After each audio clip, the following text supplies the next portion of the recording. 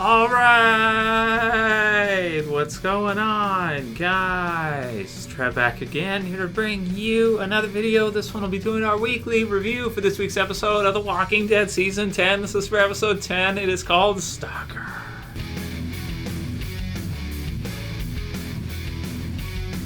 Awesome! You guys have not seen this episode yet. You definitely got to watch it before you watch this review. So this is the 10th episode for The Walking Dead Season 10. And I want to say easily the best episode they've done so far of Season 10 for sure. I mean, you know, just thinking like to the first half in comparison, I want to say this was such an amazing episode. This was so cool. Definitely better than the mid-season premiere because, you know, as you know, like what they're doing now with Walking Dead is they're kind of mixing it up. They're not just making like the season finale and the season premieres like the big episodes. They're kind of, I almost want to say randomizing it, or they're kind of putting in some amazing episodes in spots where you might not expect. And this one was an absolutely freaking amazing episode. So we have basically two different things happening here in this episode. We have Daryl by himself taking on Alpha and some of her elite Whisperer guards, and then you have Beta going into Alexandria to bring back Gamma and also to wreak some awesome havoc. I'm not sure what my absolute favorite part of the episode was, but there was just some awesome stuff in this episode. Between, you know, the hand coming up out of the grave, which was awesome, you know, Shredder-esque from Ninja Turtles. You guys remember when he goes and they go, it's like this monster coming up out of the ground, and then, you know, totally silent, going through the different houses, which was absolutely horrifying. You know, I want to say for sure the Whisperers are the scariest group of villains we've ever seen in The Walking Dead. I mean, I just said to myself so many times through this episode, like, oh my god, this is so scary. It's so terrifying when they have the lights on and Beta's like, he's like turning off the lights and he's going through and he's just absolutely just decimating people, especially the one where they showed like from the front of the house, in the house, you can see him like through the window and he's just, you know, everyone's, you know, it's like the boogeyman just appeared, right? And everyone's like, holy shit, I'm running, you know, and he's just absolutely just butchering people left, right, and center, even to the point where he's like in the one house and he gets down on his knees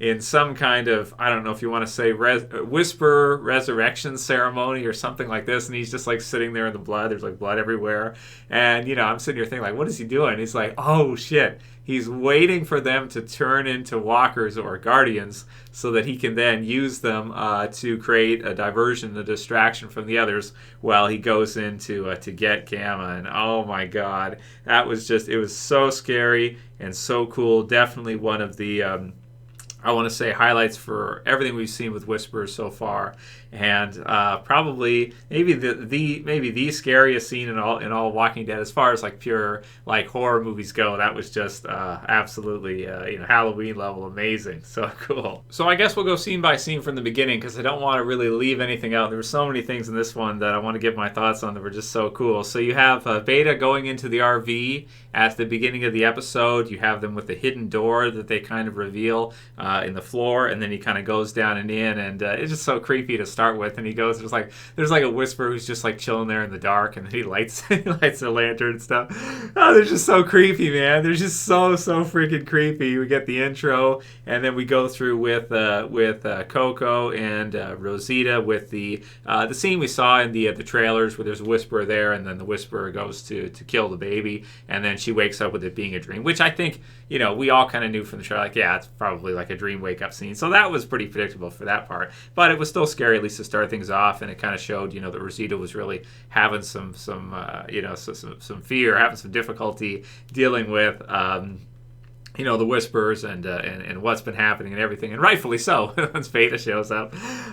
So you have Gamma at the gates, and Gabriel, you know, them not trusting her right away, her telling them about her nephew being dead and everything, and them, finding out about the cave and all this, them not believing her, and then you have Rosita who punches her with a pretty good right cross, I want to say, and kind of knocks her out, and then they throw her in the cell. You had some cool stuff with Gabriel throughout this episode too, where he's becoming more and more unhinged. I never liked Gabriel as much as I do right now. Really fun, and he's sort of, I want to say he's kind of becoming a monster to face the monsters, and he's no longer afraid of the Whispers anymore after dealing with Dante himself. He's kind of realizing they're just people, as scary as they might seem at first. Well, okay, Beta's scary regardless, right?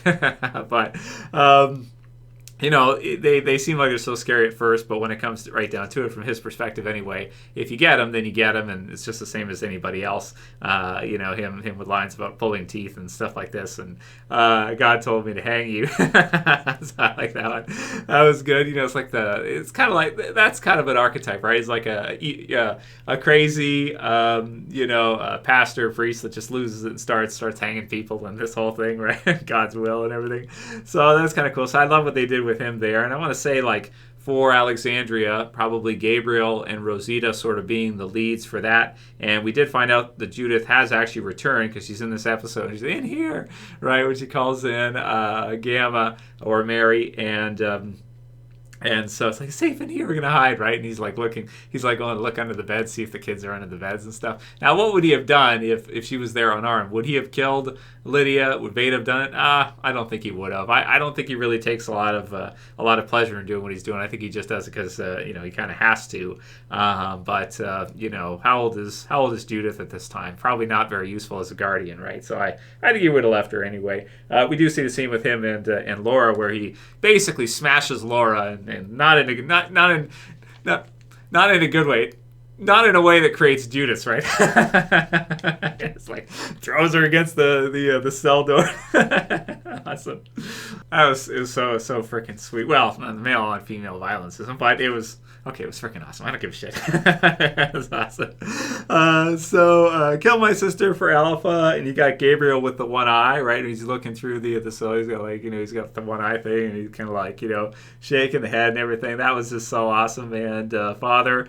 So then he gets her the map, and she shows them where everything is and all that, but it backfires and it makes it look like she's kind of in on it. But I think Gabriel, with his lie detector experience from all the years of his taking confessions and everything, he's getting to show his skills now, right? He's getting to show what he can do, which is really cool because he was never able to do that before. We also had some lines for Scott in this one, and Laura was involved too, which is pretty good because they're always just kind of pushed in the background. So to get to actually see them, to be in the episode was actually pretty cool for a change. In addition, you just have a bunch of like Alexandrians there with spears or whatnot that we don't know, so they don't really do anything for us. They're just kind of Alexandria red shirts, that kind of thing.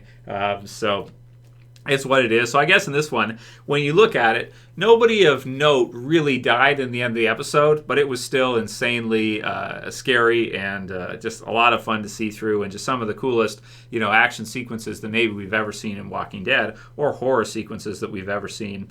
So we have that. Then we go to the other side where we have Daryl, who's kind of, you have like the first person a viewpoint here, and it's just really cool as he's going in to try and to save Connie, and Magnet's there too, so I guess Magnet too, and then you have just whispers everywhere, and you have Alpha there, Lydia revealed to be somewhere in the vicinity, I suppose, who kind of comes in later near the end, and you have some really cool action sequences between Daryl, kind of going in, guns a-blazing all by himself against, just with reckless abandon against Alpha and against some random kind of whispers that she has with her. And it was so exciting. They use like the first person with the red, which was pretty cool because he's got like blood in his eyes because he gets cut. And, it's so fast-paced, you're not sure at a point, who's hit where.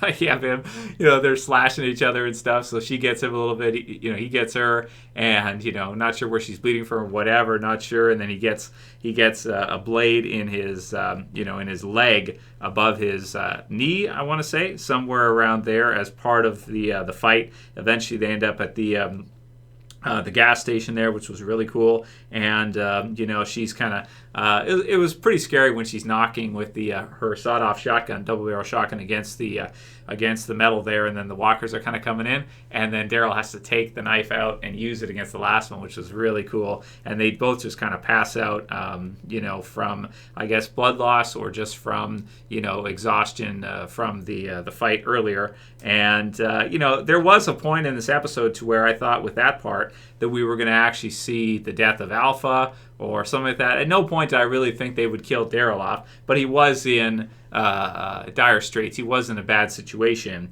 and I guess later gets saved by Lydia for the most part, because the Whisperers did show up afterwards with Alpha near the end there when she's saying their words, "We are the end of the world" and all that. I just wrote down like Walking Dead's greatest villain at the end there for Alpha, because I just thought it was like, wow, man, the Whisperers are just they're so awesome. We really haven't seen a group like that in The Walking Dead so far, and you really get to see, like in this episode, how they managed to survive all these years in the zombie apocalypse, because they, with their concept of guardians, I guess, and this one you get to see it, really well when shit hits the fan and Alpha's injured and Daryl's injured.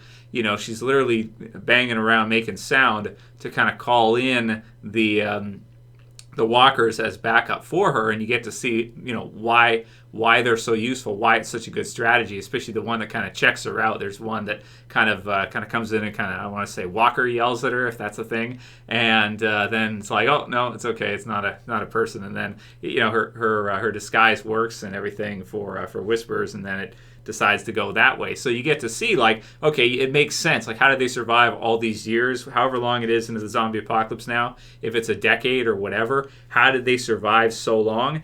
And, after watching this episode, I'd say, well, that's how. You get to see what Beta can do. You get to see what Alpha can do as well, too, against Daryl, and how useful the dead can be for both of them, really, in this case, to just add to their numbers and just make things really miserable for anyone who's fighting with them. Because anytime they make noise, the walkers come in, and they got their back right away. They're ready to go after whoever it is the Whisperers are fighting. So another part I really loved, which really I don't think has any kind of counterpart in the Walking Dead comics whatsoever, was where Beta's going through the house, and he goes to the door, and he goes with the knob, and right away Judith smokes him with the python through the door, which was awesome.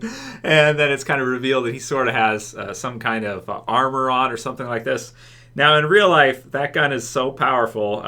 Rick's gun, that's awesome, right? It's just awesome to see her. She's like, she in real life, if she shot that, I think she would probably go back or something. But I don't think...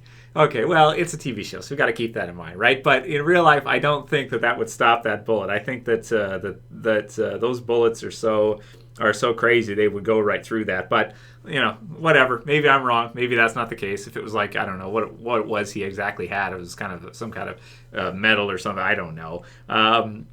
Whatever crazy shit Beta wears in case someone happens to have a gun and happens to shoot him. It was freaking awesome. I did think at a point maybe Beta was dead for a second, but then at the same time I was like, well, it's probably not going to be like that. But it was still an awesome scene to see. And Judith getting the upper hand like that. You almost want to think that Michonne probably had her drilled on how to do that, right? It's like, here's what you do if I'm not home, and the boogeyman comes to get you. Hide behind, wait for the knob to turn, and then shoot him through the door. It's like freaking awesome. It's like, oh my god, that was so cool. And the fact that it's Rick's gun too, man, that's just so sick. I just absolutely love that. So that was so cool. And then you have Rosita kind of fight Beta, and everybody's trying, right? But they're what can they do? They're doing their best. They're not Daryl here. We can't expect any of the girls to be able to beat, not to be sexist. We can't expect anybody in Alexandria of that time to beat beat Beta at that time. Maybe Gabriel if he's got the shotgun, but aside from that, it's pretty much not going to happen for the most part. But it was so cool, man, and I really love that. Gamma decides to go with him to save the others because too many people are dying, and that she doesn't want to see kids being killed and stuff like this. So she agrees to go, and so then later they get jumped by Gabriel and the others, and then Beta's pretty fast for a big man. He manages to run away and dodge the shotgun, I guess, somehow, and somehow kind of gets out of there. But oh man, that was so cool. So we have all that, and then Daryl with Alpha. You drove her away because you didn't love her, and then what did you say? And then so that's a breaking point for Alpha, and then she tries to kind of go forward to maybe finish Daryl off with a shotgun blast, double barrel shotgun blast, and ends up, I guess, passing out on the way there. Doesn't have enough energy to do it. Almost seems like she almost has it for a minute, but then doesn't. And then we get Lydia, who shows up, but we're not sure if she's real, right? You kind of have it, and it's sort of in a dream kind of a thing, so you're not sure from her perspective if Lydia is actually there or not. But it seems to fit because Lydia was in the vicinity. She was somewhere around there deciding what to do, whether or not, I guess, to be human or to stay a whisperer, which I guess at this point you could consider them to not exactly be human anymore, considering the things that they do and how vicious they can be and how they live on the land, and it's just everything they do, like animals, right? So your way is not the only way, and so we have all of that, and kind of finishing it off with them. So Lydia's decision not to kill Alpha at that moment, and allow her to kind of have her chance, see if she bleeds out, see if she's going to be able to snap out of it and kind of come back, and then the Whispers find her later so she doesn't die. But I did think at a moment there that might be Alpha's last scene, right? Like that might be it. And she might die right then and there, like Lydia might kill her, or she might just die afterwards as a result of her injuries sustained, depending wherever Daryl happened to nick her, if it was in the neck or wherever, I don't know. It's kind of hard to tell because it's so fast and everything to see. But it looks like her wounds were I don't want to say superficial, they weren't, but they were enough so that Alpha's going to live to wreck another day for the survivors. And then Lydia takes Daryl, and they kind of leave and sort of wake up afterwards. Then we have Aaron, who arrives back near the end here at Alexandria. Rosita and Gabriel, and they're kind of splitting off. So you have Gabriel staying with the baby, Rosita going to Hilltop, did they say? Sounds like it. And man, really, really cool stuff. And then questions of where the others are, which we're not exactly sure where Carol is at this point, where the others are. Not certain. Somewhere, maybe trying to help out, trying to find Connie and Magna. And Daryl just got split off in one direction against Alpha, and then they somehow maybe went another or something. The small group that did get out of the cave before it collapsed and everything. So we are at the end of the world. So greatest Walking Dead villain? I don't know. Maybe we'll do that as a Q&A this week. Let me know what you guys think, and we'll do a live stream pretty soon. So heads up for that coming up after this. After you watch this, you can join in for the live stream. We'll go over the episode more, see what you guys thought. And I'm going to give it a perfect 10 out of 10. I thought it was an amazing episode. I thought it was, one of the scariest The Walking Dead's ever had. I thought it made the Whisperers look very formidable, even though they have a lot of them get killed off in the cave and whatnot without too much trouble. You get to see that some of the some Whisperers are skilled, some are not so skilled. And Beta certainly is very, very fearsome, especially in the house scenes, man. It's freaking awesome. So I loved it. Absolutely loved the episode. Let me know what you guys thought of it. Wow, incredible. And if you like this review, please thumb it up below, share, favorite, join us for the live stream. And hey, that's good. I like that live stream. We'll use that. And that's it for this video, guys. See you soon for that. It's Trev, and I'm saying peace. Later, guys. See you soon.